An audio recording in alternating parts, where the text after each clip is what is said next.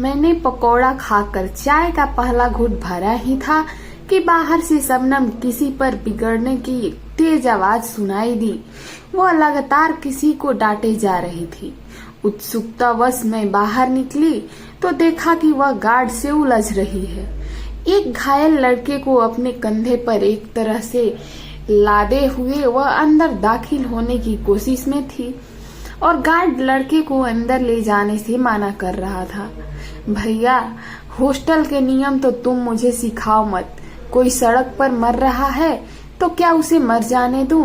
क्या हॉस्टल प्रशासन आएगा उसे बचाने? नहीं ना। अरे इंसानियत की तो बात ही छोड़ दो। यह सब बताओ, किसी कानून में लिखा है कि एक घायल को हॉस्टल में लाकर दवा लगाना मना है? मैं इसे कमरे में तो ले जा नहीं रही, बाहर ग्राउंड में जो बेंच है उसी पर लिटाऊंगी। फिर तुम्हें क्या प्रॉब्लम हो रही है? लड़कियां अपने बॉयफ्रेंड को लेकर अंदर घुसती है तब तो तुमसे कुछ बोला नहीं जाता। शबनम झल्लाती हुई एक कह रही थी। गार्ड ने झेपते हुए दरवाजा खोल दिया और शबनम बड़बड़ाती हुई अंदर दाखिल हुई। उसने किसी तरह लड़के को बेंच पर लिटाया और जोर से चीखी, अरे कोई है? ओ बाजी, देख क्या रही हो? जाओ जरा पानी लेकर आओ। फिर मुझ पर नजर पड़ते ही उसने कहा, नेहा प्लीज डिटॉल ला देना, इसके घाव पोंछ दूं, और हाँ कॉटन भी लेती आना। मैंने अपनी अलमारी से डिटॉल निकाला और बाहर आई, देखा शबनम अब उस लड़के पर बरस रही है। कर ली खुदकुशी, मिल गया मजा। तेरे जैसे लाखों लड़के देखे हैं। लड़की ने बात नहीं की तो या फेल हुए तो जान देना चल दिए। पैसा नहीं है तो जी कर क्या करना है? अरे मरो, पर यहाँ आकर क्यों मरते हो? शबनम उसे लगातार डांट रही थी और वह खामोशी से शबनम को देखे जा रहा था। उसका दायां हाथ काफी जख्मी हो गया था। एक तरफ चेहरे और पैरों पर भी चोट लगी थी, माथे से भी खून बह रहा था। बाजी बाल्टी में पानी भर लाई और शबनम उसके रुई डुबाकर उसके घाव पोंछने लगी। फिर घाव पर डिटॉल लगाकर पट्टी बांध दी और मुझसे बोली, तू जरा इसे ठंडा पानी पिला दे, तब तक मैं इसके घर वालों को खबर कर देती हूँ। तू इसे पहले से जानती थी शबनम? मैंने पूछा तो वह मुस्कुराई। अरे नहीं, मैं ऑफिस में आ रही थी तो देखा यह लड़का जानबूझकर गाड़ी के नीचे आ गया। इसके सिर पर चोट लगी थी इसलिए यहाँ उठा लाई। अब घर वाले आकर इसे अस्पताल ले जाएंगे या घर, उनकी मर्जी।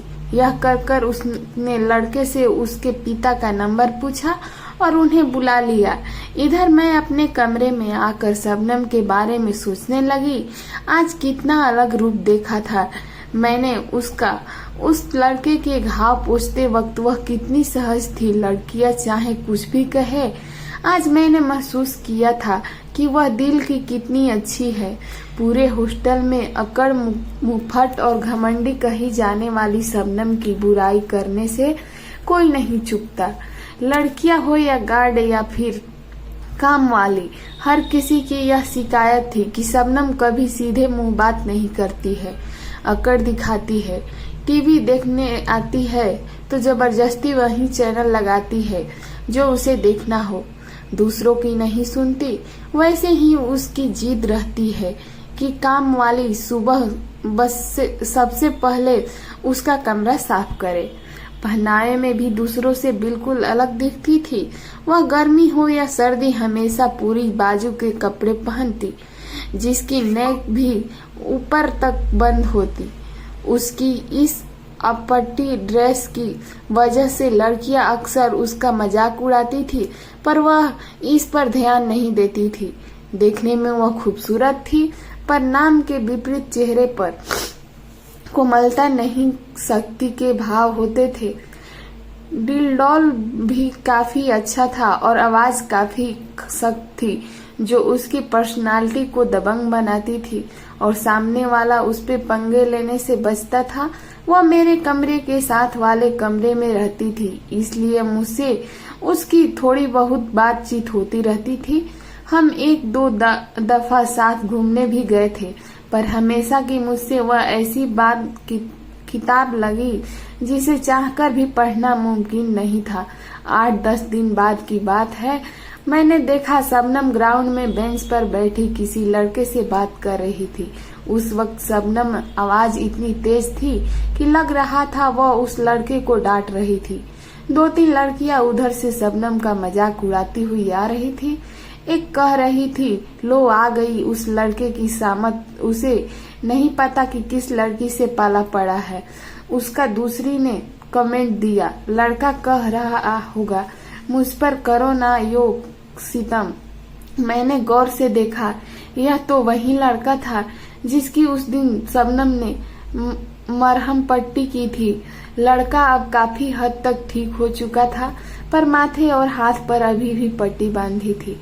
बाद में जब मैंने शबनम से उसके बारे में पूछा तो वह बोली, धन्यवाद कहने आया था वो, और हिम्मत तो देखो, मुझसे दोस्ती करना चाहता था, कह रहा था फिर मिलने आऊंगा। तो तुमने क्या कहा? अरे मुझे क्या कहना था, अच्छी तरह समझा दिया कि मैं दोस्तों वस्तु की चक्कर में नहीं पड़ने वाली। रोजू मेरा दिमाग खाने के लिए आने की जरूरत नहीं। लड़कों की फितरत अच्छी तरह समझती हूँ मैं। आगे उस लड़के का हर्ष क्या होगा यह मैं अच्छी तरह समझ सकती थी, इसलिए शबनम को और न छेड़ते हुए मैं मुस्कुराती हुई अपने कमरे में चली आई। उस दिन के बाद 2-3 बार और भी मैंने उस लड़के को शबनम की बातें करते देखा और हमेशा शबनम उसे झिकड़ती हुई दिखी। एक दिन उसने बताया कि वह लड़का हाथ धोकर पीछे पड़ गया है, फोन भी करने लगा है कि मैं तुम्हें पसंद करता हूँ। अरे यार, बदतमीज की भी हद होती है। घाव पर मरहम क्या लगाया, वह तो हाथ पकड़ने पर आमाद हो गया है। तो इसमें बुराई क्या है यार? वह मुझे इतना चाहता है, देखने में भी हैंडसम है, अच्छा कमाता है, घर परिवार भी अच्छा है। तूने बताया है तो तू मना क्यों कर रही है? क्या कोई और है तेरी जिंदगी में? पूछा। नहीं, कोई और नहीं है, जरूरत भी नहीं है मुझे, और वह जैसा भी है उसमें मुझे क्या लेना देना। आज पीछे पड़ा है तो हो सकता है कल देखना भी न चाहे, अजनबी बन जाए, हजारों कमियां निकाले। मुझ में इतना ही अच्छा है तो ढूंढ लेना कोई अच्छी लड़की। ने क्या मना किया है? मैं क्यों अपनी खुशियां किसी और के असरे छोड़ो? जैसे भी हूँ ठीक हूँ, कहते हुए उसकी आंखें नमन हो उठी। शबनम, प्यार बहुत खूबसूरत होता है, वह वीरान जिंदगी में खुशियों की बहार लेकर आता है। किसी से हो जाए तो सूरत नम्र जाती कुछ नहीं दिखता। इंसान बस इस प्यार को पाने के लिए हर कुर्बानी देने का तैयार रहता है। मैंने समझाना चाहा, पर वह अकड़ती हुई बोली, बहुत देखे हैं प्यार करने वाले। मैं इन झमेलों में दूसरी सही और अपने कमरे में चली गई। अगले दिन वह लड़का मुझे हॉस्टल के गेट पर मिल गया। मुझसे विनती करता हुआ बोला, प्लीज नेहा जी, आप ही समझाओ शबनम को, बेस मुझसे मिलना नहीं चाहती। तुम प्यार करते हो उससे? मैंने सीधा प्रश्न किया तो चकित नजरों से उसने मेरी तरफ देखा, फिर सिर हिलाता हुआ बोला, बहुत ज्यादा। जिंदगी में पहली दफा ऐसी लड़की देखी, खुद पर निर्भर, दूसरों के लिए लड़ने की वाली, आत्मविश्वास से भरपूर। उसने मुझे जीना सिखाया है, मुश्किलों से हार मानने के बजाय लड़ने का जवाब पैदा किया है। मैंने तो औरतों को सिर्फ पति के इशारों पर चलते, रोते, सुसुप्ते और घूमते काम करते देखा था, पर वह बहुत अलग है। जितना ही उसे देखता हूँ उसे पाने की नम्रता बढ़ती जाती है। प्लीज आप मेरी मदद करें। मैं कोशिश करती हूँ, मैंने कहा तो उसके चेहरे पर खुशी की लहर दौड़ गई। मुझे नमस्ते करके वह चला गया। रात को मैं फिर से शबनम के कमरे में दाखिल हुई। वह अकेली थी। आज वह गेट पर मिला था। मैंने कहा, जानती हूँ मुझे बाहर बुला रहा था, लेकिन मैं नहीं गई। मैंने उसे कुरेदा, तू प्यार से भाग क्यों रही है? जानती है प्यार हर दर्द मिटा देता है। वह हंसी, प्यार दर्द मिटाता नहीं, नए जख्म पैदा करता है। बहुत स्वार्थी होता है प्यार। मैं आज वजह जानकर रहूंगी कि आखिर क्यों भागती है तू प्यार से। या तो मुझे हकीकत बता दे या फिर उस लड़के को अपना ले जाओ। सिर्फ तेरी राह देख रहा है। मैंने भी देखी थी किसी की राह पर, उसने कहते हुए अचानक उसकी आंखें भीग गई। मैंने प्यार से उसका माथा सहलाते हुए कहा, शबनम अपने दिल का दर्द बाहर निकाल, तभी तू खुश रह सकेगी। मुझे सब कुछ बता दे। मैं जानती हूँ तू दिल की बहुत अच्छी है, पर कुछ तो ऐसा है जो तेरे दिल को तड़पाता है। यह पीड़ा तुझे सामान्य नहीं रहने देती। तेरे चेहरे, तेरे व्यवहार में झलकने लगती है। यकीन रख, तू जो भी बताएगी वह सिर्फ मुझ तक रहेगा, पर मुझसे कुछ मत छिपा। किसी ने चोट पहुंचाई है तो तुझे वह थोड़ी नॉर्मल हुई तो बिस्तर पर पीट कर बैठ गई और कहने लगी, नेहा 4 साल पहले तक मैं भी एक ऐसी लड़की थी जिसका दिल किसी के लिए धड़कता था। मैं भी प्यार को बहुत खूबसूरत मानती थी। मेरी भी नम्रताएं थी, कुछ सपने थे। दूसरों से प्रेम से बातें करना, मिलकर रहना अच्छा लगता था। मुझे जिसे प्यार किया उसी के साथ पूरी नम्र गुजारना चाहती थी, और उसकी यानी विक्रम की भी यही मर्जी थी। उसने मुझे हमेशा एतबार दिलाया था कि वह मुझे प्यार करता है, मेरे साथ घर बसाना चाहता है। हमारी जोड़ी कॉलेज में भी मशहूर थी, पर वक्त की चोट ने उसकी असलियत मेरे सामने लाकर रख दी। एक दिन मैंने देखा कि मेरी बाह और पीठ पर सफेद निशान हो गए हैं। घबरा गई, डॉक्टर के चक्कर लगने लगी, पर दाग बढ़ते ही गए। जब मैंने यह राज विक्रम के आगे खोला तो उसके चेहरे के भाव ही बदल गए, और 2-4 दिनों के लिए अंदर ही उसका व्यवहार ही बदलने लगा।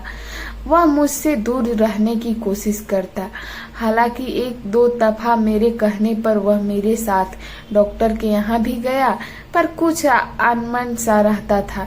धीरे धीरे वह मिलने से भी कतराने लगा। उधर हमारी पढ़ाई पूरी हो गई और पापा को मेरी शादी की फिक्र होने लगी। मैंने विक्रम से इस बारे में चर्चा की तो वह शादी से बिल्कुल मुकर गया। मैं तड़प उठी, उसके अगले रोई की गिराई पर से जुड़ने को तैयार नहीं था। कहते हुए उसने अपने कुर्ते की बाजू ऊपर उठाई। उसकी बाह पर कई जगह सफेद दाग थे। शून्य की तरह देखते हुए वह बोली, मैं आज भी उसे भुला नहीं सकी, पर कहाँ शरीर से जुड़ा था। शरीर में दोष उत्पन्न हुआ तो उसने राहें बदल ली, किसी और से शादी कर ली। तभी मैंने समझा कितना स्वार्थी, कितना संकीर्ण होता है यह प्यार। मैंने तो विक्रम की शक्ल नहीं देखी थी। देखने में बिल्कुल एवरेज था, सांवला मोटा। मैं उससे बहुत खूबसूरत थी। मैं चाहती तो उसकी कमियां निगार कर उसे ठुकरा सकती थी, पर मैंने तो प्यार किया था और उसने ऐसी चोट दी कि सारे जज्बात ही खत्म कर डाले। तभी से मुझे एक तरह की जिद आ गई। मैं समझ गई कि जिंदगी में मांगने पर कुछ नहीं मिलता। मुझे जो चाहिए होता वो जबरदस्ती दूसरों ने छीनने लगी। खुद को कमजोर महसूस नहीं कर सकती मैं। किसी की सहानुभूति भरी नजरें भी नहीं चाहिए, न ही किसी का इनकार सह पाती।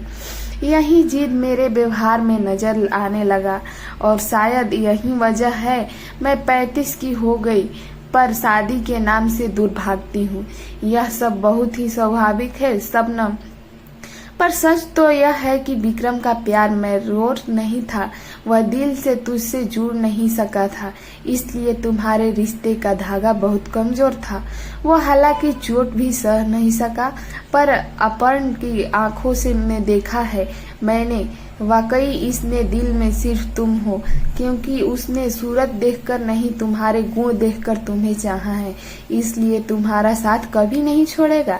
किसी स्वार्थी इंसान की वजह से खुद को खुशियों से बेजार रखना कहाँ की अक्लमंदी है। शबनम, यदि ठंडी हवा में झोंके सा अर्पण का प्यार तुम्हारे जख्मों पर आराम लगा सकता है तो दिल की खिड़कियां बंद कर लेना सही नहीं। मैं किसी न अर्पण का प्यार सच्चा है, स्वार्थी नहीं। ऐसा कर उसे हर बात बता दे रही, फिर देख वह क्या कहता है। मैं जानती हूँ उसे का जवाब निश्चित रूप से हाँ होगा। शबनम ने उसी वक्त फोन उठाया और बोली, ठीक है, यह भी करके देख लेती हूँ, अभी तेरे सामने बताती हूँ उसे सब कुछ। फिर उसने फोन मिलाया और स्पीकर ऑन कर बोली, अर्पण, मैं तुमसे बता कर चाहती हूँ अभी इसी वक्त समय में तुम्हारे पास बिल्कुल आप कहिए तो। अर्पण ने जवाब दिया, अर्पण, तुम्हारे दिल की बात नेहा ने मुझ तक पहुंचा दी है। अब मैं अपनी जिंदगी की असलियत तुम तक पहुंचाना चाहती हूँ। बस एक हकीकत जिसने सुनकर तुम्हारा सारा प्यार फक्का फुर हो जाएगा। ऐसा क्या है शबनम जी? बात यह है कि मेरे पूरे शरीर पर सफेद दाग है जो ठीक नहीं हो सकते। गले पर, पीठ पर, बाहों पर और आगे हर जगह। अब बताओ, क्या मैं तुम्हारा फैसला क्यों बदलेगा शबनम जी? और तो दूसरी बात यह कि किसने कहा दाग ठीक नहीं हो सकते? मेरे अंकल डॉक्टर है, उन्हें दिखाएंगे हम। वक्त लगता है पर ऐसे दाग ठीक हो जाते हैं।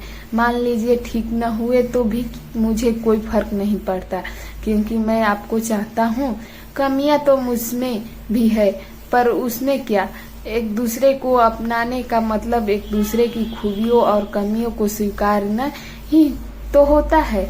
कल को मेरे शरीर पर कुछ हो जाए या मुझे कोई बीमारी हो जाए तो क्या आप मुझे छोड़ देंगी? नहीं न शबनम जी, बताइए। मेरी मम्मी पास ही बैठी है, उन्होंने सब कुछ सुन लिया है और उनकी तरफ से भी हाँ है। आप बस मेरा साथ दीजिए। आप नहीं जानती, मैंने बहुत कुछ सीखा है आपसे। आप मेरे साथ रहेंगी तो मैं खुद को बेहतर ढंग से पहचान सकूंगा, जी सकूंगा अपनी जिंदगी।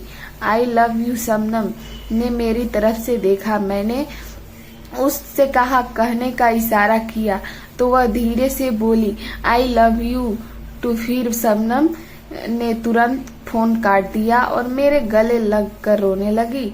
मैं जानती थी आज उसकी आंखें भले ही रो रही हो, पर दिल पहली दफा पूरी तरह प्यार में डूबा मुस्कुराया रहा था।